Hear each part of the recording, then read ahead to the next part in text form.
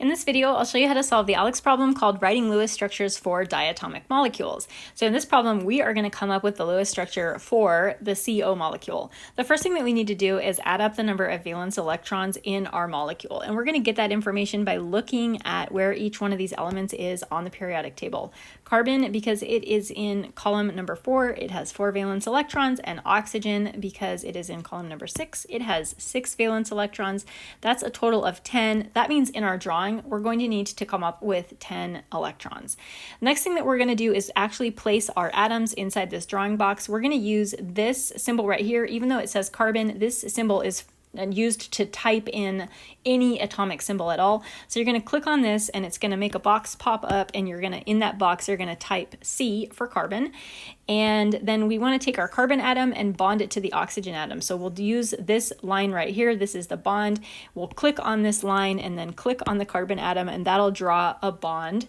And then we'll, next thing we want to do is place that oxygen atom out here on this end of this bond. So we'll go back to this button again, even though it looks like it's only for carbons. Remember, it's just for an element. You'll click on this. It'll give you the option to put a box right here in this spot. You'll put a box there, and then you'll type in O for oxygen.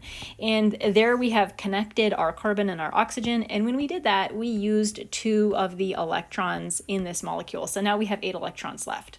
We're going to take those 8 electrons and we're going to start placing them as lone pairs on the outer atoms. And to do that, we're going to use this button right here. This button places electrons as lone pairs 2 at a time. This button places them 1 at a time. So we're going to use this button, and we're just going to begin working our way from left to right. So we'll just start placing lone pairs of electrons.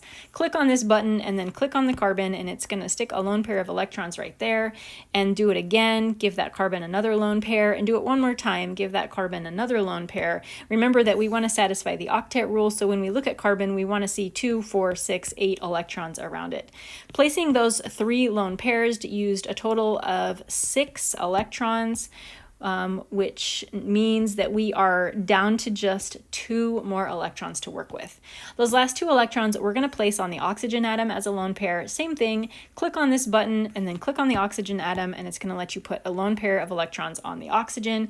And when we do that, we have used up all of our electrons. There's no more electrons available to us. After we place all the electrons on this Lewis structure, the last thing we want to do, hopefully it's the last thing, is analyze our Lewis structure. Did we do a good job? Has the octet rule been satisfied for carbon? 2, 4, 6, 8 looks good. What about oxygen? Does it have its octet satisfied? 2, 4, nope. Oxygen is not happy. Sometimes at this point, all of your atoms are going to be happy, and that would mean your molecule is done. But if you have 1 or more atoms that is missing electrons, doesn't have enough electrons, you're not quite done yet. To fix this, we're going to take a lone pair of electrons from our carbon atom, and we're going to shift those electrons into the bonding area so that the electrons can also be shared with oxygen.